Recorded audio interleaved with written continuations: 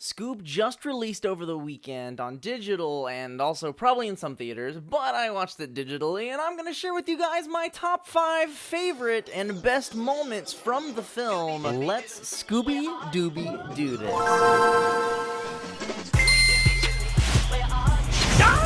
It's Kevintendo, and if you love movies, games, and TV shows, then make sure you hit the subscribe button and the bell. Keep in mind, this list is my personal opinions, so if you have different opinions, let me hear about them in the comments below. I'd love to know what your top 5 moments were for the movie Scoob, and it should go without saying, but a massive spoiler alert for this entire video. If you haven't seen the movie, go watch it, rent it on Amazon, or buy it yourself. It's $25 to buy, $20 to rent. But without further ado, let's get into it. Number 1, the origin. The movie starts off with Shaggy meeting Scooby, and as we know, Scooby-Doo and Shaggy are absolute BFFs. The way the movie sets it up is that Scooby is in trouble, and Shaggy pretty much saves his life and then names him. I was taken aback by how tiny Shaggy's voice was, but after a while I got used to it. After Scooby and Shaggy have become friends, they end up going on a Halloween adventure where they meet Freddy, Velma, and Daphne. And as soon as they meet one another, they solve their first mystery and become the Mystery Incorporated gang. As far as origin stories go, I think this one was a very good one. None of it felt outside of the realm of possibilities for the Scooby-Doo crew. Number 2, the time skip. After the gang meets up, we get a large time skip to bring us into the present day. Tons of movies and TV shows do this. Dragon Ball to Dragon Ball Z, Steven Universe to Steven Universe Future, the list goes on. You gotta have a time skip to be able to show, hey, this was the past, this is the present, and this is the Steven Universe Future. When it comes to time skips, shows do it differently. They do it so well in Scoob. The way the writers chose to do the time skip in Scoob is that they actually recreated the intro from the classic TV series. And it is so amazing seeing that intro recreated with the 3D models and the 3D characters in the modern day for the modern age. I don't know about y'all, but hearing the theme song and seeing all of those memories recreated just gave me the biggest nostalgia trip that I've had in a long time. I guess the point I'm trying to make is Scooby-Doo is kind of like timeless, like Mickey Mouse, like Super Mario, and it can be enjoyed by kids and adults from all ages. And the fact that they recreated something from years and years ago before I was even born is so beautiful. Number 3, Dynamite is introduced. Woohoo! Like I said before, growing up I watched a good amount of Scooby-Doo, but even though I watched a good amount of Scooby-Doo growing up, I actually didn't remember or know Dynamite and the Blue Falcon. I'm seeing a lot of hate online for the movie due to the fact that it focuses heavily on Dynamite and Blue Falcon, but for people like me who grew up with Scooby-Doo but didn't necessarily know a lot about them, this movie was a perfect introduction to those characters. The reason I didn't put number 3 as Blue Falcon's intro is because he's a big knucklehead. And when you compare his character to how awesome Dynamite is,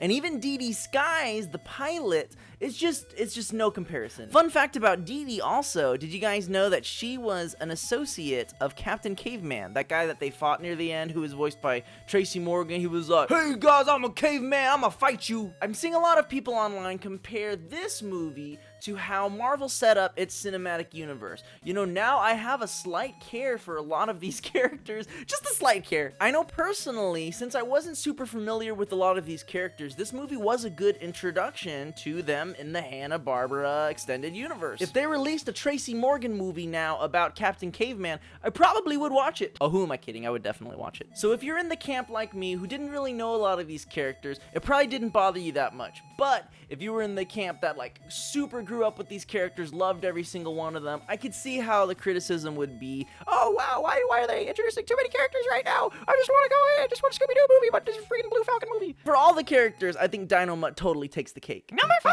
Daphne cleans the vacuum box. Near the climax of the movie, the Mystery Inc. gang finds themselves thrown into the brig. One of Dick Dastardly's robots walks by and has a very stuffy nose. Velma, being the I'm so worried about everything, says something like, don't do it, we don't know what team she's on, we can't trust that robot, he's not on our side. Daphne, being the good-hearted citizen of Earth she is, says something like, I don't care, no matter whose team they're on, I'm gonna help this poor robot with a stuffed nose. Turns out it was as simple as opening the vacuum up and dusting it out. These things do get pretty dusty, don't they? Oh! Bonus! The blind! Okay, I had to throw this one in there. I just loved it. So there's this part where Dick Dastardly is chasing the Blue Falcon crew, you know, airborne. And then all of a sudden the plane just goes just goes crazy, and I just like died laughing. There was like a couple moments where I died laughing in the movie, which is really good. That was bar none the funniest moment in the movie for me. It took me right back to Madagascar 2, where the penguins end up, you know, trying to fly this plane, and then they're like, wait a sec, we're penguins, we can't fly a plane. Both of those planes looked like they were headed toward instant doom, and then all of a sudden, choom, they're fine. No one crashed and died.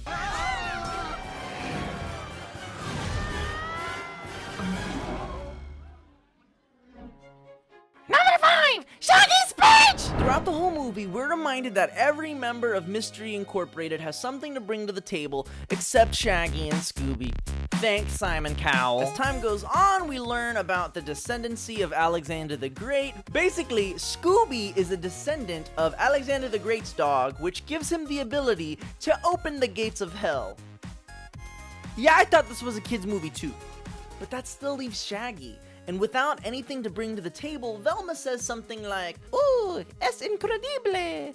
Shaggy y Scooby es muy fantástico." Sorry. I just couldn't get over that Gina Rodriguez played Velma. I love Gina from Jane the Virgin. I'm so happy that Jane ended up with Raphael and not Michael. If you couldn't speak Spanish, I'll translate that last sentence for you.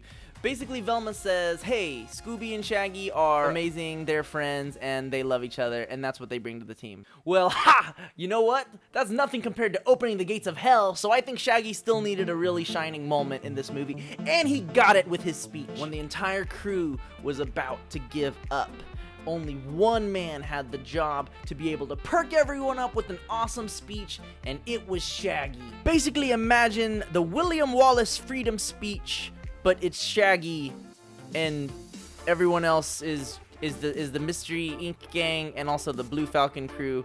And anyway, just imagine that, and it's Shaggy instead of William Wallace giving the most epic speech of his life.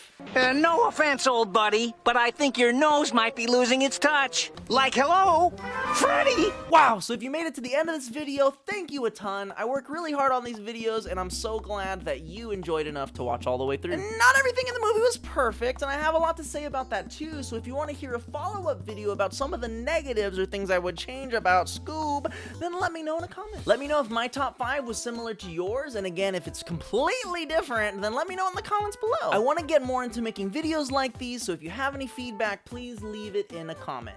I truly appreciate you watching and liking and sharing this video with someone else who loved Scoob just like we did. Other than that, make sure you hit the subscribe button and the bell to catch more awesome videos like this and my reactions and other things too. Shout out to all of my YouTube channel members, Twitch subscribers, and Patreon patrons. You guys help me keep on doing what I'm doing. Thank you so very much for watching, and I will catch you guys next time. Life's a Switch, so let's play. ¡Oh, es increíble! Shaggy y Scooby es muy fantástico.